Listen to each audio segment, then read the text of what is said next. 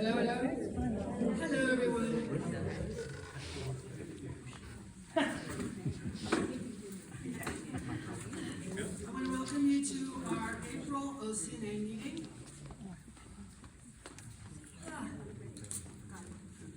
Many of you know I'm Jane Marshall. I'm the current president of OCNA, and let's see, we also have Lane Stewart. He's our treasurer. We have Kurt Busk. He's our VP. We're missing Kevin, and then our newsletter extraordinary lady who delivers all the newsletters, Pat Taroni. A couple of things that are here. How many of you came because of the green newsletter? Raise your hand. See most people. Some people say, "Oh, why don't you go electronic?" And it's like, because people depend on this green newsletter to come out, right? They're even delivered to the city, the third floor of the city, so the city hall goes to. But apparently they go pretty fast. A couple other things. We also go electronic for the newsletter. Oh, we do have electronic, so if you want, you or neighbors, whatever, put your email down clearly so that we can send you also an email. It has like a PDF of the newsletter. So a couple of things that are happening downtown. Let's see. The first thing that I wanted to mention is El Camino High School is having an event. It's like I have a flyer back there. It's an embroidery exhibition, and it's April 3rd through May 8th. And it's at 300 North Coast Highway at City Hall, 200 on the second floor. So take a look at that. Also, our wonderful museum, which is going to be expanding. I don't know if you know that. They're going to take over the old firehouse, because the new firehouse is a block north. And they have something very interesting called Illuminate. So the whole, inside is going to be illuminated in different ways. And that's Saturday, July 18th. There's a couple of flyers over there. I mean, we have this really rich and wonderful resource called the Oceanside Museum of Art. And they have some fantastic exhibitions. And there's a certain day of the week that I don't remember. I think it's like the first Sunday. And it's open for free. So, if it's something that what should I do today on a Sunday or whatever day it is, just go and check it out. And you can always go into the website and see what's happening. One of the things that we like to promote is local events. And the Brooks Theater is having the Putnam Spelling Bee Contest, which is a really, really fun and funny production. So I encourage you all to go. I saw it before, not there, but in another place. So I'm planning to go and get some friends to go. So there's, again, flyers over there. And amazing, Main Street Oceanside is a really wonderful thing. They help us. They print all of our newsletters. And then we, of course, distribute them out. We have about 20 volunteers that take packages and then deliver door to door to 1,000 houses. Isn't that amazing? So if you want to help us out, there's always little things that you can do. Some of them are big, most of them are little. But Main Street, of course, we have the big Independence Day parade, right? And that's going to be on the Saturday, July 27th. June 27th. Okay, I don't have my glasses on, thank you. June 27th. It's very tiny and it's red. And then, sorry about that. And then thereafter, there's going to be a USA 250 celebration down at the amphitheater. So the parade on June 27th will start at 10. Of course, they're going to block the streets the night before, blah, blah, blah. Most of us are used to that. Then, thereafter, at noon, the parade and everybody will go down to the amphitheater for fun and games and music and bands and food booths and all that stuff. So it's our effort along with, I think, the Chamber and Visit Oceanside that are putting this together, and the county, Jim Desmond's office, sponsoring this 250 celebration of our nation. And the U.S. Marines. And the Marines. Yay, Marines too. Yeah, there'll be a lot of that. So, I just one thing to add here. yeah. Joel Bachman just sent me a little note. We had our native plant tour last weekend. You probably saw a lot of people wandering around.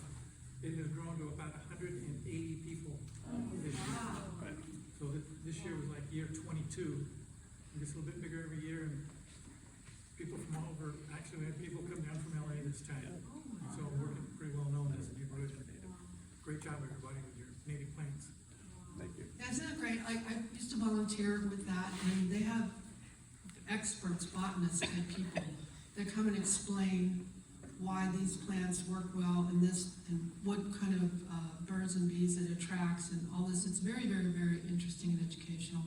And there's about 20, 25 homes right here in our bungalow district that that this group of 180 at this point is touring along with these experts. So, if you have any questions about any of this stuff that's going on, please see me after. But without further ado, I'd like to introduce our Assistant City Manager, Michael Gossman, about Measure X, to give us an update.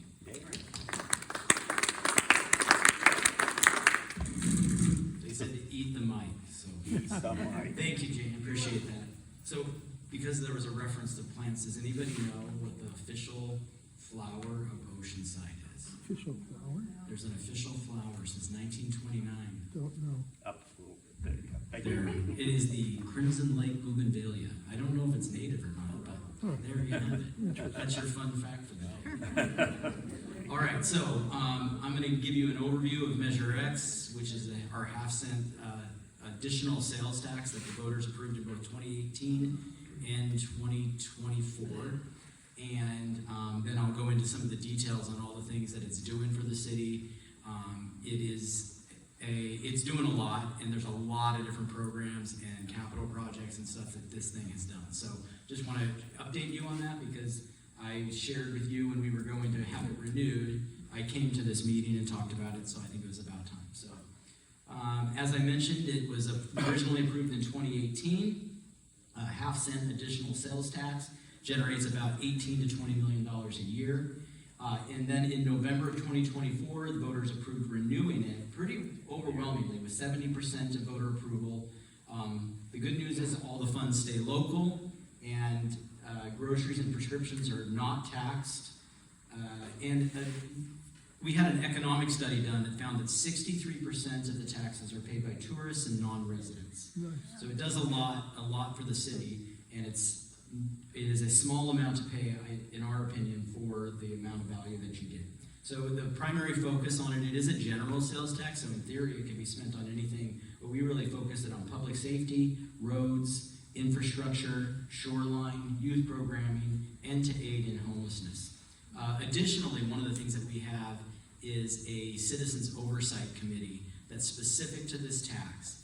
And unlike other advisory commissions and committees that the city has that advise the city council, make recommendations, this is the only one that actually has oversight over city council. So the city council will say, we want to spend it on this, and they're there to say, hey, was that in keeping with what you told the voters you were going to spend it on? So it's a pretty unique committee, and it's also something that garnered us the endorsement of the San Diego County Taxpayers Association for both the original tax and the renewal. It's that transparency and oversight that they really like to see.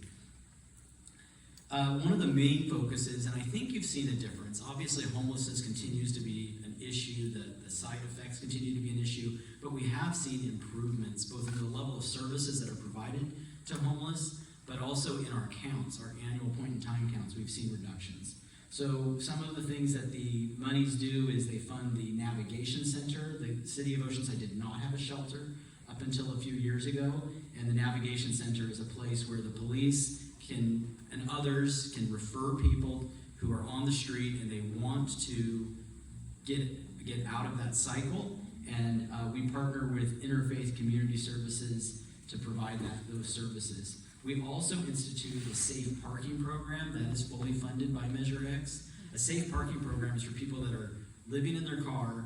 A lot of them have a job. They don't want to burden the shelter, but they want a safe place to sleep. And the safe place is to keep them safe, because it's very scary to be in your car and you've got to find some random street to park on This allows them a safe place, and it also provides a lot of referral services, case management. They have to have a housing plan. They have to abide certain rules, like they can't just loiter, they can't hang laundry. There was a lot of, I really spearheaded this particular program, and I was pretty passionate about it, and I ran into a lot of misinformation about it. There were a lot of people, we don't want that in our neighborhood.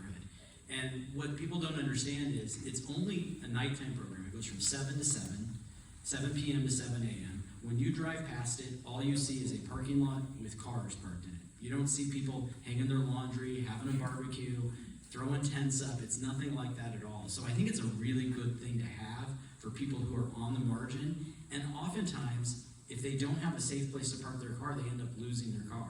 And that makes the situation worse. So it's something I'm actually pretty personally proud of, because I think it is a really good thing. I'm not going to go through every single bullet, but the funds provided a second homeless outreach team. We had a homeless outreach team before. This was able to double that capacity with 2 police officers and a social worker. We're actually transitioning that away from a law enforcement-led model to a case manager-led model. Police officers are expensive, and there's a lot of things that we want them to be doing to reduce crime. And this isn't a great use of that resource being the police officers. So we're moving to a case manager-led model, same type of work, and a lot of people will think the whole job is to get them into housing, and that is a goal. But there's a lot of other things that these case managers do for people who are homeless that really don't have to do necessarily with getting housing, but it helps them stay stable, get driver's licenses, get to doctor's appointments, make sure that they're on the medication that they need, because that creates safety not just for them, but for the whole community. So it's really trying to keep a bad situation from getting worse a lot of time. So that's pretty exciting that we're transitioning away from the police-led model. The police will still be involved. In fact, one of the things that we're doing now is we're adding more money to our crime suppression team, which I'll get to in a bit. But they focus on, they'll find an area where all of a sudden there's a spike in crime. They throw a lot of resources at it, and it's proven to work. So we continue to invest in that. Yeah. So real quick question, the last item there, which is great, 12% down. Yeah. What is the homeless population in Oceanside? I want to say the last count was, the official count was 318. Okay. That's the count. I would say that realistically, it's probably more like 500, but that reduction is still valid. Like the 12% reduction is still valid, even though the real number is probably a little bit higher. But that is the official number from not just us, but the Regional Task Force on Housing. And where they do, I've done the point in time count now 3 years in a row. And what you do is, the worst part is you got to get up at like 3:30 in the morning, and then you go out and you count. Because for a lot of reasons, everybody's getting up. They tend to get mobilized pretty early, so you want to get out there pretty early. It is a crazy premise, though, to try to go across a city. I think we're like 49.5 square miles, and just physically count people. It's very daunting, and it takes a lot of resources at work. So there's other ways that we can track that, though, because our homeless outreach team, they document every encounter they have with a homeless person, and they start to get a pretty good list going.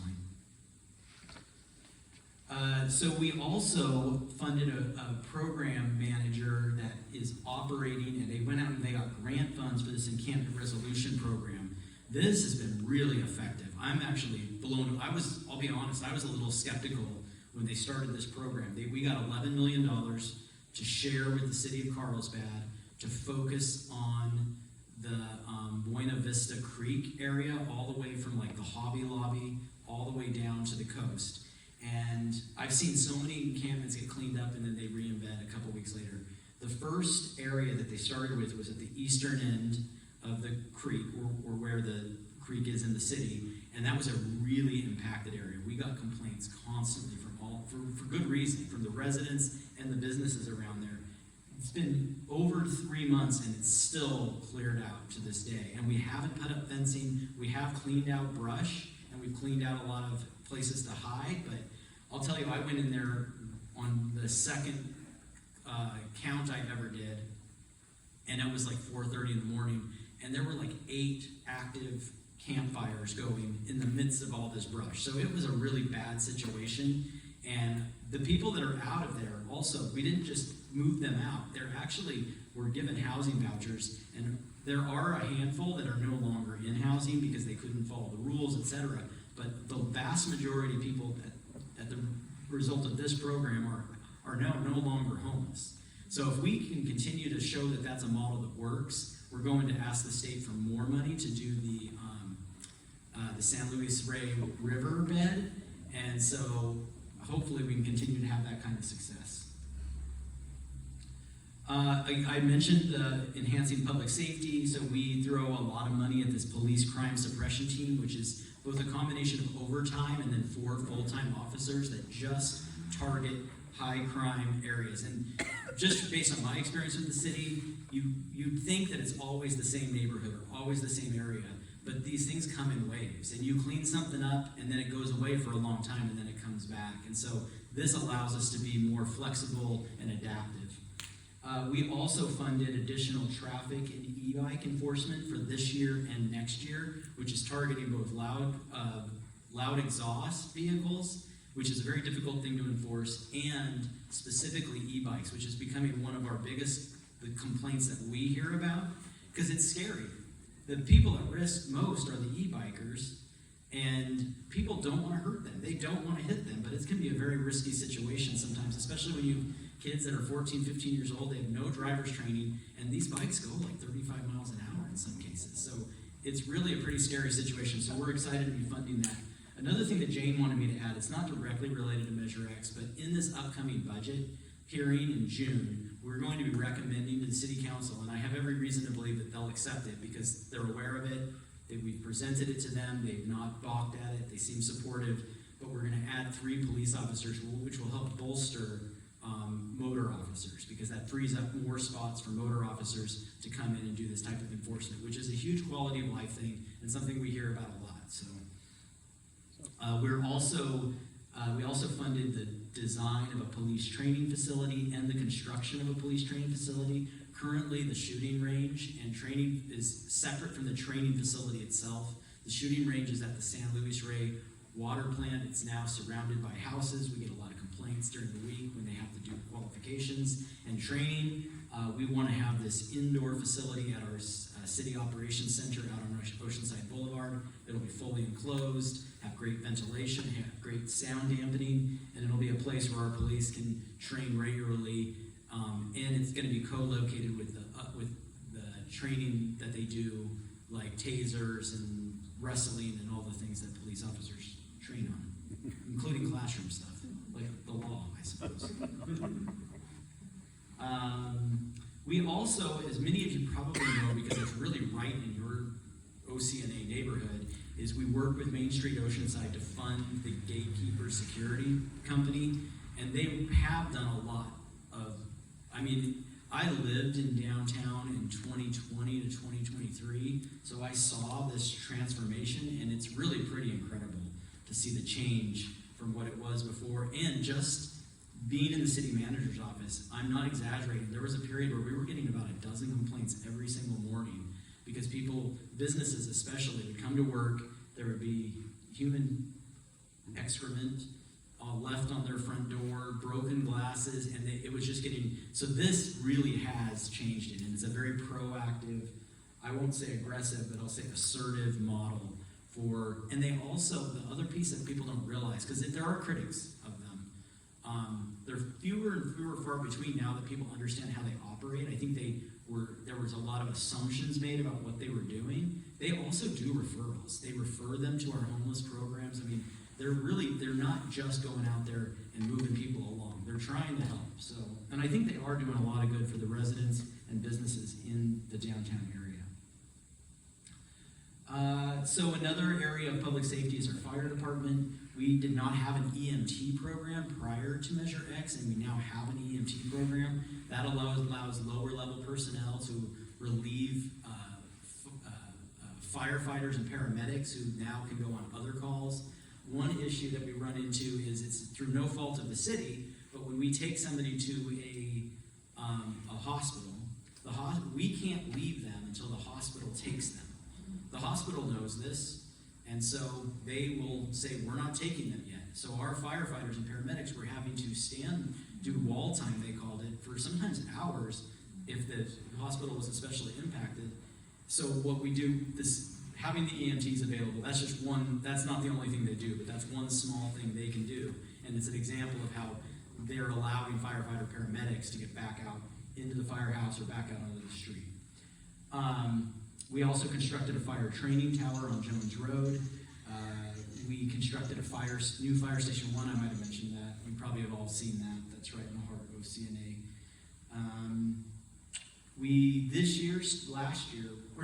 This year started a new hand crew that's going around they're gonna do it both on private and public properties, but they're going in and they're clearing out brush where there's a lot of fire risk. So not only is this a great way to reduce fire risk, especially in like areas like what's called the wildland urban interface, but it's also a great way to employ local youth. And some of these kids have really inspiring stories, and they come a lot of times from tough backgrounds, but they want to get into the fire service, so they want to do something else. And this is a great way to learn a skill, earn some money, and do something good for the community. We also funded a marine safety unit that's based at the harbor. We've done a lot of repairs and roads. All over, I forget the total number of miles, but the lane miles that we've done with Measure X, and I know what everybody's going to say is that, well, you haven't done my road yet. And there's a lot of work to do. I acknowledge that. Yes, you want your road done. Oh, not my road, Oh, you have ideas of but our roads. Gateway Road, Oceanside Boulevard from the freeway to Ditmar Yeah. is fraught with peril. Okay. Writing that down. Yeah, we need a sidewalk. Okay. I know that seems like a lot to ask, but cars are cruising up that hill at 40, 50 miles an hour. Okay. Yeah, I actually don't even have to write that one down because I know it's already on my list. It's something that I talk about all the time. We have done sections of Oceanside Boulevard, but I think more toward the west end and not as much to the east. So that is something that we need to work on. A lot of times, it was puzzling to me, like, why are our roads so bad? And there is a reason for it. It's not an excuse, but there is a reason for it. Our city's the oldest city in North County. So a lot of the infrastructure, the base level infrastructure, is much older than what you see in Carlsbad, Vista, San Marcos. And because of that, doing paving and repairs works, but it doesn't work as long as it does on newer engineered roads. So that is a reason, not necessarily a great excuse. It doesn't make your tires or your rims feel any better about it, but it is a thing. We also are funding traffic calming before Measure X. We did not, okay, I'm gonna wrap it up. We did not have a traffic calming program. I'll do it in 5 minutes, sorry. So traffic calming, we didn't have a program before, we do now. Beach projects, we are putting money aside for the replacement of the Pier View Bridge that is over 100 years old, dire need of replacement.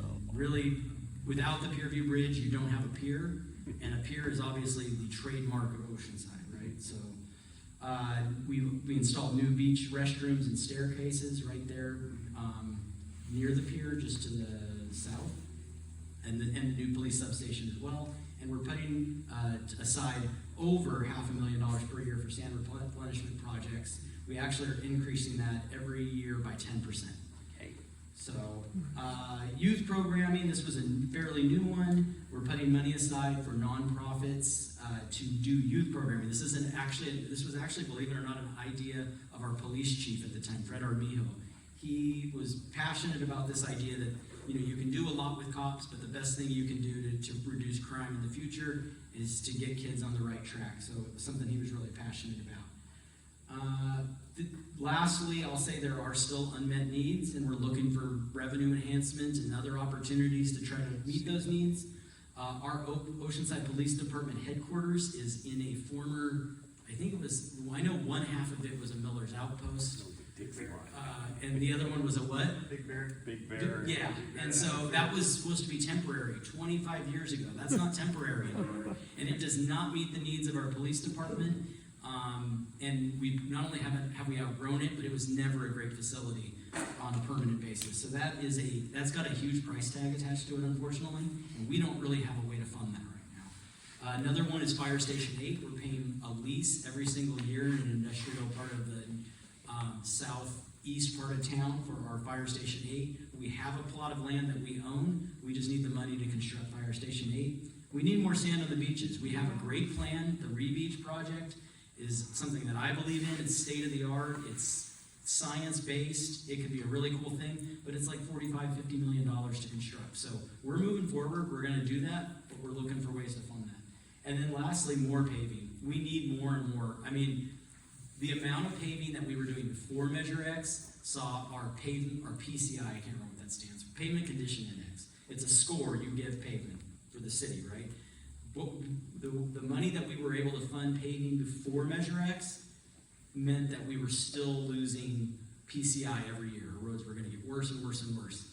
Measure X allows us to stay right where we're at, which is basically about a low C, if you want to use the gradient scale. We need more money to actually start improving those roads over time and doing more. And that's all I have.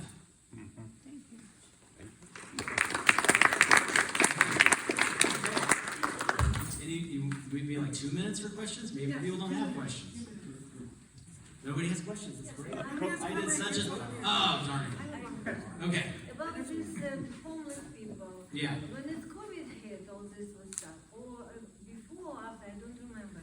So it was things that in the winter, different states that on the north, like New York, whatever, they put their homeless, give them one-way tickets, and the shift is every 2 hours.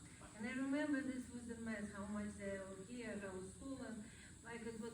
So now I don't see that. So these homeless that now, are they native homeless or are they still going from different states from the north? Believe it or not, a lot of people think that they're new and they're coming in. The vast majority of our homeless, you would consider them Oceansiders. That's the vast majority. There are some, and there's always been rumors that Carlsbad drops them off or whatever. Our police have actually never corroborated that, and we do ask people where you're from with every interaction, and the most are actually from Oceanside. I will mention this. One of the things that Measure X funds is something called a reunification program. If there's somebody that's homeless and they say, man, I got family in Arkansas, and I loved Arkansas, but they will take me back, but I have no way to get there. We will pay for them to go back. If they have a willing, we're not gonna exacerbate the problem that you described by just shipping people off. That's not the right thing to do. But shipping people to places that they have a place to go, I think that's the humane and right thing to do for everyone. So, all right? Yeah. Sand replacement, what timing are we looking at? Well, okay, so a couple things. There's a lot of different strategies that we're looking at to do sand replenishment, right? And we actually just got word from the Army Corps of Engineers that it's looking like they're going to fund a program that's going to put sand on all of our beaches like for the next 10 years. I'm talking about the eddies. The eddies, so the Re-Beach project, Yeah. I don't know, have you had? Yeah, we have. Okay, I don't know, I'll just own it, I don't know. 2 or 3 years? Well, I know that the wave tank up in Oregon, they were fine tuning the reef. Yeah, And so I'm guessing they've got those numbers. they just need to put it in one of those machines that makes it bigger. Well, yes, it'd be. Sorry, I don't have the idea. There's progress in the validation of it that's needed for certain state and other officials. Yeah. Because it has to go through all that too, not just City of Oceanside. Yeah, the Coastal Commission Yeah. is supportive, but it's gonna be a process to get it Yeah. through there. I would say probably realistically 5 years. This beach is eroding fast. Yeah. I mean, really fast. It's gone. You can't wait a whole lot longer. And they know that. Yeah, Well, the good news is, we are trying to do something. Just The bad news is that the state, and even federal government agencies, this is a brand new kind of thing that's done in Australia. So they're like, but it's moving forward, and they have Jamie Timberlake, who's been hired, and that's all she does, is she pushes it forward. yeah. So, Yes, I mean, credit to Jamie, just real quick, I know you want me gone. I can't wait to see me I leave. didn't see that. I hear you, I get it. I thought you loved me, but. Jamie's just really done, like, when I got here 6 years ago, 6.5 years ago now, like, pretty much the people that I was talking to was like, it's hopeless. And then Jamie came in and said, no, we can fix this. This is a fixable problem. So in just a few years that she's gotten here, we've made a lot of headway. We just got to stick with it. I hear you. I think you're going to start seeing a turnaround. You just can't wait a whole lot longer. I hear you. It's gonna be gone. I'm going to, yes. We have two more questions, Darlene and this lady. What is happening to the money that the developers are coming in and buying all the land and putting up the big buildings? Where is that money going? So when developers create a new project, this is great. This is, you know what, your next speaker is going to be able to speak to this. So I will say that most of the project, most of the money that they cut in goes towards the infrastructure burden, the marginal burden that they place on the existing infrastructure. For instance, if we're going to need a bigger wastewater pipe, they have to pay for that, to do that. But it's kind of like your toilet. You only notice when it's not working. You know, there's no, it just continues what's working. The other piece, any new development has to pay something called a Public Safety Community Facilities District charge. And that is like a Melrose fee that will help offset the burden to our police and firefighters. So they do have police now in there. Yes, they will, but that's gonna be a slow rise because the developments have to come on. I was just wondering what was happening with the movie theatre and that project downtown. Great question. Oh, that's a great, you were like, Speaking of which, Well, let's thank Michael for all this information. The board works very hard, very friendly, has a lot of really good relationships with a lot of city staff. And we really value that you come personally and tell us the real skinny of what's going on. And, you know, right here for the neighbors to hear, because there's always the talk on the street, and a lot of times that's inaccurate, you know, and so we appreciate it. well, thank you guys. Thank you. thanks a lot. Have a good evening. Now, without further ado, Oscar Romero is our new city planner. So if you're not familiar with the hierarchy, you know, you have like the city manager, assistant city manager, and then the city planner in charge of all the planning, which includes some of the questions that you just asked between Darlene and, what's your name? Suzanne. Suzanne. Yeah. And so, I know you're primarily gonna talk about SB 79, but you probably have this other information with you. I have a couple of things. All right, great. So without further ado, let's welcome Oscar. Good afternoon, everyone. My name is Oscar Romero. I'm a new city planner here for the city of Oceanside. So I do want to, sorry, Michael's a little short. He's also a little funnier. But I do want to say, I joined the city of Oceanside in early January. So I've been here a couple months. So there may be things I'm not aware of. I don't have the institutional knowledge. Don't worry. I'll definitely find it, get it back to you. If I need to come back again, kind of present or follow up on some items, not a problem. I'd also like to relay that our Director of Development Services is actually no longer with the city of Oceanside. And so we have an acting director, which is Brian Thomas, our city engineer currently. So I just kind of wanted to throw that out there. If you need anything in regard to planning, I would be your best contact. I manage our current planning team and our long-range planning division. So with that, I have a couple updates for you. So the question about the Regal Center. This was approved in October 1st, 2025. What they were approved for was a 7-story mixed-use project, 332 dwelling units, 18,862 square feet of commercial area. That's a rendering of what's coming, what we will be looking at for the Regal. That's incredible. Another update for you is lots 5 and 20. This was just approved in January 2026. This is our 2 last and remaining public parking along the Behind the Tracks.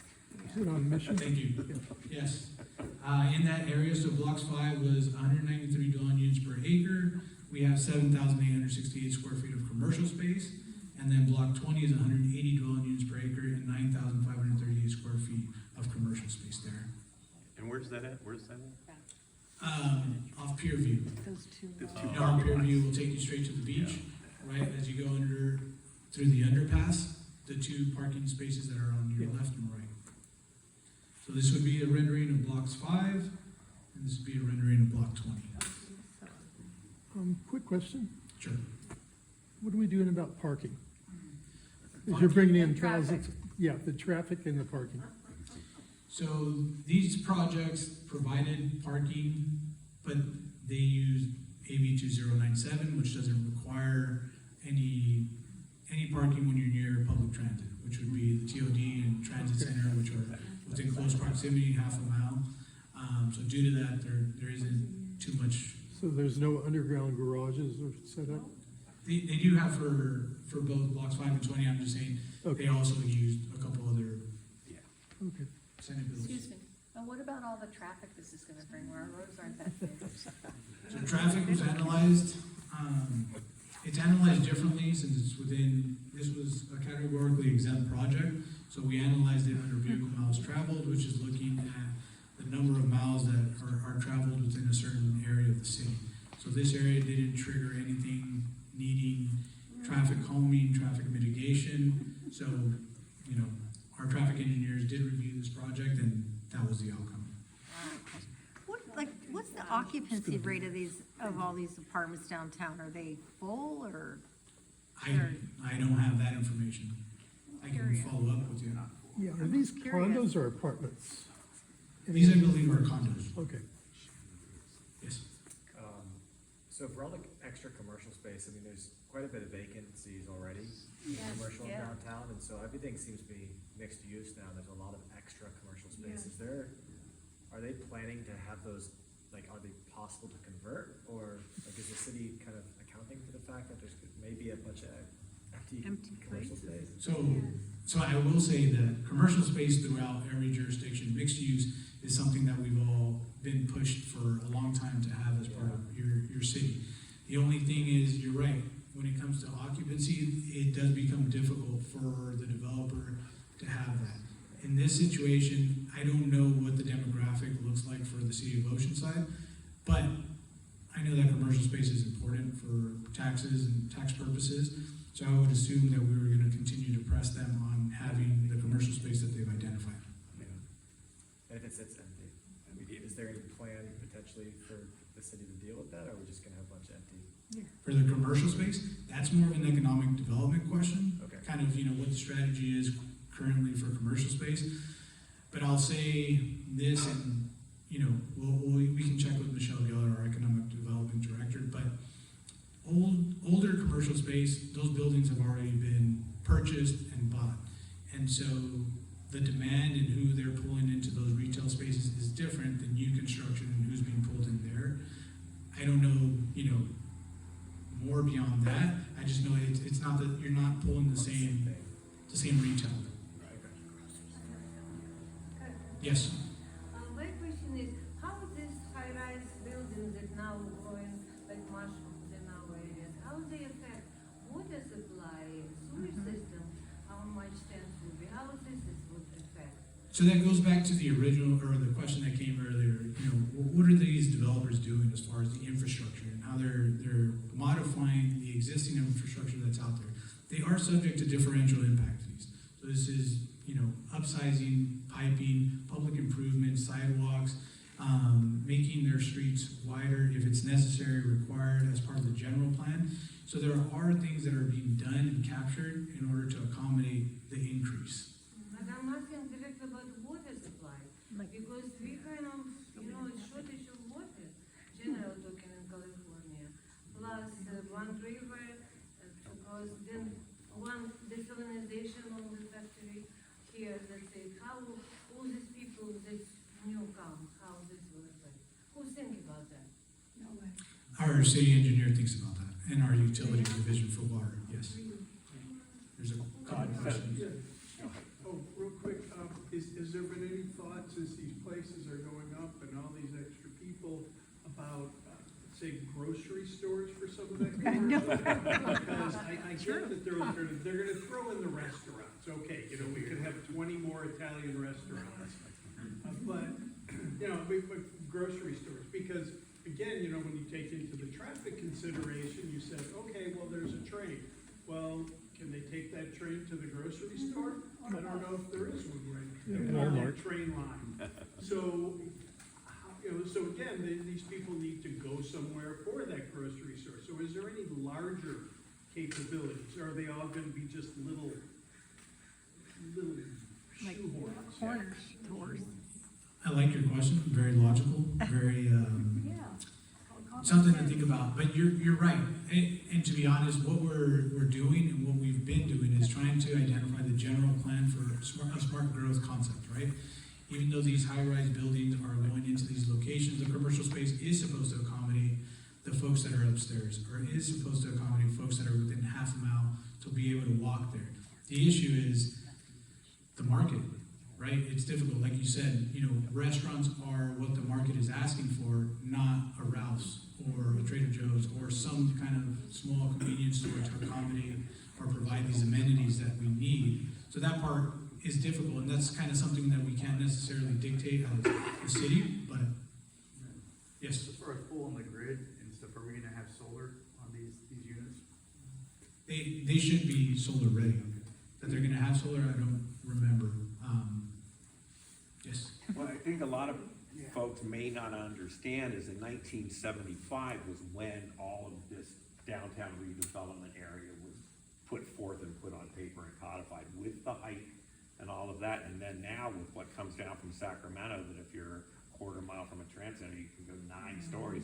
We should be grateful that these things are already, planned and built and they're not redesigning everything, because they could go, in theory, that building could be a 9-story building with SB 79. So, but all of this stuff. We'll talk about SB 79. But all of this, soon after. all of these things. What's the time frame? Let's keep going, just so that we can continue to discuss everything. I know there's a lot of questions, because this is like our downtown, right?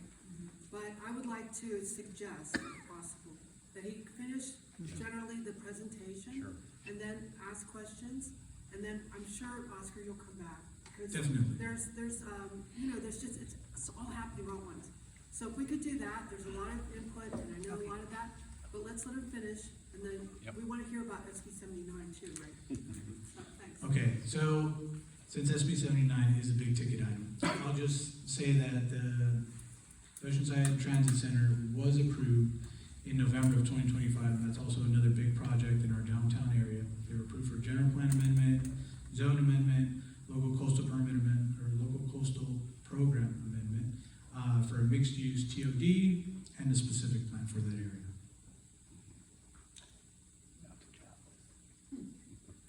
Okay, so SB 79, I'm gonna just jump over here because I wanna provide you what we're looking at. So SB 79 is part of state legislation, which has pushed a bill to increase density within transit-oriented development locations. The city of Oceanside currently has 7. So what's been pushed is that if you're within a quarter mile of this TOD, density is now bumped up to 100 dwelling units per acre. If you're within a half mile of transit, you are now bumped up to 80 dwelling units per acre. So this is for 7 different locations throughout the city of Oceanside. And these are kind of tier 1 and tier 2, which is that not half mile. Tier 1 and tier 2 is broken down by the type of transit-oriented development that's there.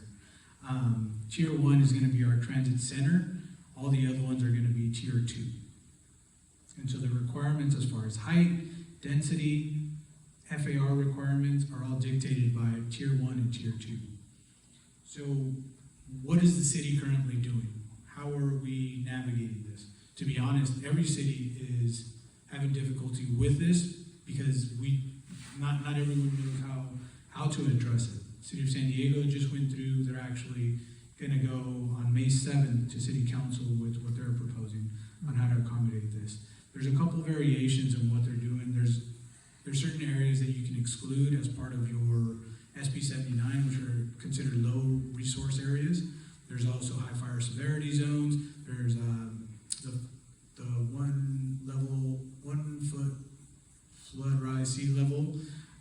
There's also other exclusions that are part of SB 79. So currently the city of Oceanside is working with our GIS department to map out path of travel. So path of travel is kind of, how we identify getting to the transit-oriented development, making sure that there is identified sidewalks or something that the public or pedestrians may use use to access that TOD. Without that, we are looking to exclude that, to say that we can't accommodate capacity based off that information. So we're looking to draft this ordinance and get it to planning commission for our May 18th meeting. So that's coming pretty soon. And that's currently what the city is doing to work with what SB 79 is proposing. In drafting this ordinance, this also does push our requirement back a couple of years to the seventh housing element, the seventh cycle housing element. And so that allows us and grants us some time to come up with a transit-oriented development alternative plan to kind of shift density throughout these 7 TOD spots. So with that, I know that that's a lot of information. Go ahead, who has questions? What are the 7? Can you tell us? Yes, I can. Coast Highway Station, College Boulevard, So the Cross sprinter Street. stops, the Yeah. sprinter stops. On sprinter stops. All along, well, mostly Oceanside Boulevard. Coast Highway. No one rides the sprinter. Yeah. Nobody does. Yes, So if, does this rule override zoning? So for example, I'm residential, half a mile from transit center. So I mean, like a developer could put a 7-story building right next to my lot? potentially, yes, they may be able to. So there's 2 different parts to it. There's a ministerial part. And then if they don't qualify because there's a potential for exclusion based off them not meeting a portion of the criteria, then they would still be able to develop, but they would be subject to CEQA and a different process. Okay. But that density, it would still be valid. Yeah. So, Now, when you say you can maybe mitigate some of the impact by choosing another place that could be more density rich along that, but it has to be within the half a mile of that transit so TOD area. that information is all being vetted, but yes, Yes. at this time, that's gonna be it. The mayor And- mentioned last month that they were looking at ways to say it doesn't have to be site-specific for drop a pin and, do a quarter-mile radius around. We are looking at that. As you know, the Sustainable Corridor Specific Plan is coming also as part of the general plan update. And all our density is supposed to be pushed along those 3 segments. This legislation is really throwing a curveball and something that we're adjusting and pivoting, trying to address to make sure that we can do something. Yes. What's the current schedule on the transit center parking lot? And are Toll Brothers still in, or did they back away from that whole thing? As mentioned earlier, our director was more the lead on that, and since they left a few weeks ago, I'm not sure, so it's something that we're having to contact NCTD to follow up on. Well, I can what tell the you, status Toll is. Brothers got bought, so it's not Toll Brothers, they got bought out, so, but they're still planning. Okay. In the back, sir? Will that bill, I guess, override the local zoning restrictions and, I guess, the coastal commission bill, or whatever all these other little, So that's exactly what it would do. It would override existing density that we have. So average density throughout the city is about 30 dwelling units per acre. We can push that more in certain areas, but it would override what the current density allows for. So 30 to 80 is a significant jump. so if I'm within the half mile and I submit plans for and have an R1, like, you guys would have to just approve it then, right? If I wanted to. There's a couple of factors that go into that. Obviously, the size of the parcel and development standards that would be applicable, so it wouldn't necessarily be, but let's say you had a vacant lot, it was half an acre. The development potential there would be, let's say, if you're within half a mile public transit, and we're saying that's 80 dwelling units per acre, you could pretty much 40. Yeah, 40 units. Thank you. If those 7 different stations or zones, are each mutually exclusive with those numbers, or can they be averaged? For instance, there's a crap ton of places going up right by Crouch. Can we average that to, some of the other ones which there may not be as much space to build? Instead of building a skyscraper to meet the need. So that's gonna all be part of our TOD alternative plan. kind of how we want to maneuver and arrange density throughout those 7 slots. Confusing what need we're trying to meet if we haven't, studied the occupancy rate of all these buildings that are going up everywhere. I mean, right now, what they used to do when you purchased a business down here, they do an environmental impact report and, see what you're actually going to do, the roads and stuff as far as traffic wise. I mean, right now, the mixed use areas, nobody that can work in those places below can afford the apartments that are on top. So, and there's no real businesses supporting that type of income, so it's all gonna be incoming traffic. If they take the Sprinter right now, I don't see the Sprinter really packed, there's not a lot of people going on it, so I don't know how that's gonna increase with the more units that we build up, or more people can be encouraged to take that to where, I don't know. As far as the work to afford that, but just being like, just looking at the plan and stuff, so, something to consider.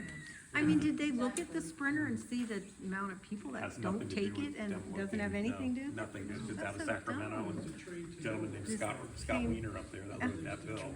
That's horrible. Mr. Wiener did draft this bill. He's the San Francisco. Any other questions I can?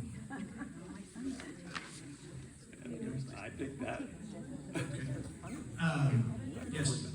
Question, does any of the current building that's going on, like, we understand there's like 20, maybe around 2,200 units already planned. Does that count towards this? No, those units do not count towards this. This is all for future new project.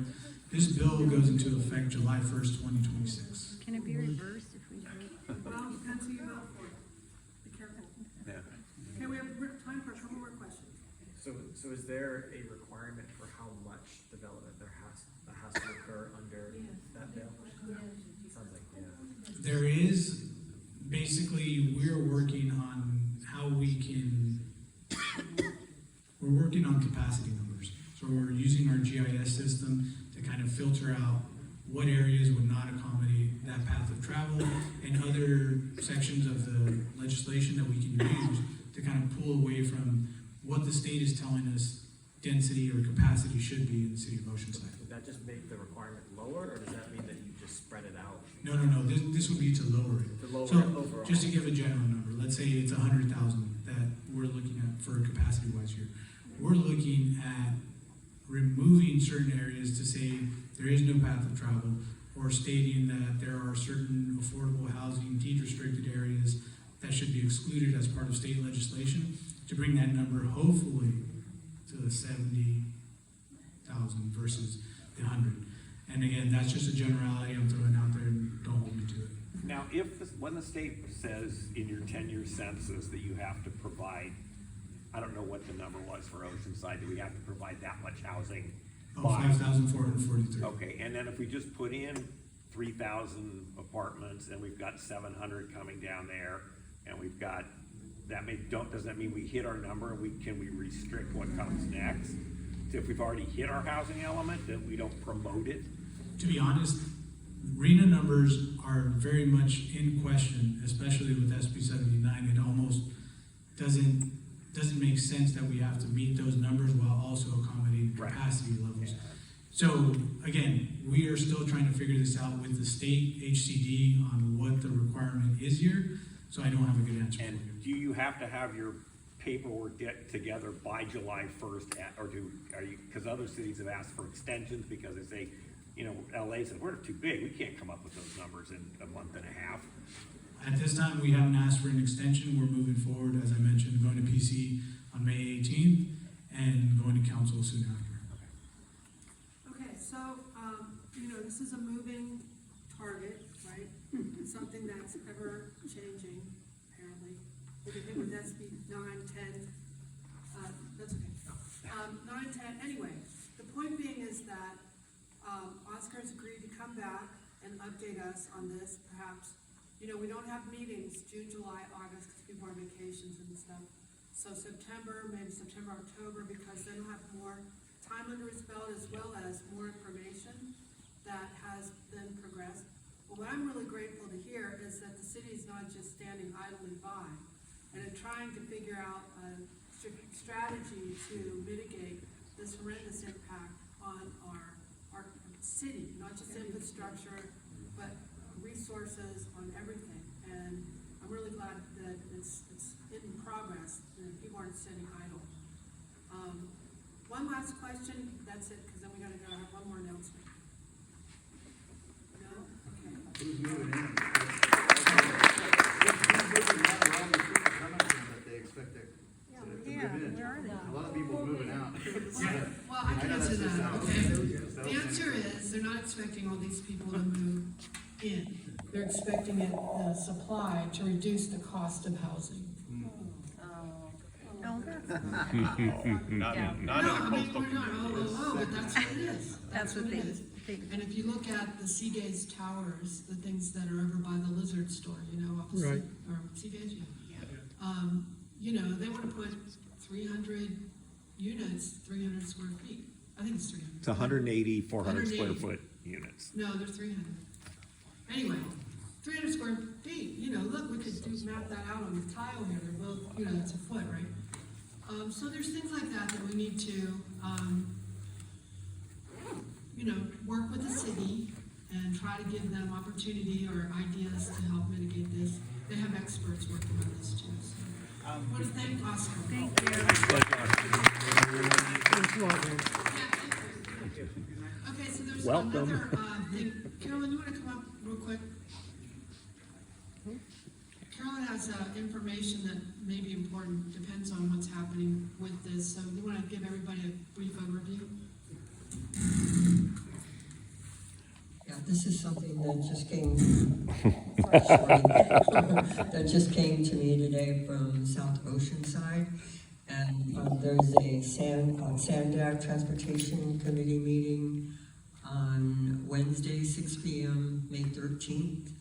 And it will be at the South Oceanside Elementary School. So there's some changes as to how they want to take the traffic from 78 into I-5. So one of the plans is to close Vista Way and put the traffic on Cassidy Street, which is right by a school. So South Oceanside is up in arms about this, and they're also talking about flyovers. Oh, wow. So, yeah, if you've ever been to the one in San Diego, that was pretty scary when you're coming off the 8 and the 5, and on the 5, it's like you're in the air. Well, that's been in the back of their minds for quite a while, so if that goes into effect, it'll affect the Buena Vista Lagoon, and it could affect Oceanside Boulevard. So that's why I wanted to bring it tonight to the meeting. Yeah, thank you. So there's a flyer back there on the table, and if you can't make the meeting, there is a Wednesday, May 13th, Wednesday, May 13th, 6 p.m. 6 p.m., South Oceanside Elementary School, and there's an email address, you can make comments if you can't attend the meeting. So just wanted to let our neighborhood know. Thank you, So Carolyn. and gather more information Exactly. and be able to send it out to your neighbors so we can comment on whatever we hear. Thanks, Thank you. Carolyn. Okay, one last thing before we leave is, I want to thank everyone for coming. And if you haven't updated your membership, please see Kurt, well, he's right there, and update your membership. You know, we are a volunteer organization. We've been in business, or we've been operating for 24 years, and it's just by neighbors supporting neighbors. And all of us are volunteers. We take nothing, but it pays for the newsletters and some insurance, and we have to have for St. Mary's to be here. So we really appreciate if you could become a member if you're not, or update your membership if you haven't, okay? That's it for tonight. We'll see you next month. We're gonna have Michelle Geller, the Economic Development Director. So that's one of the things that Michael mentioned. And we're waiting to hear back on another speaker. We usually have 2, so it covers a broader topic. So we'll see you next month. Thank you.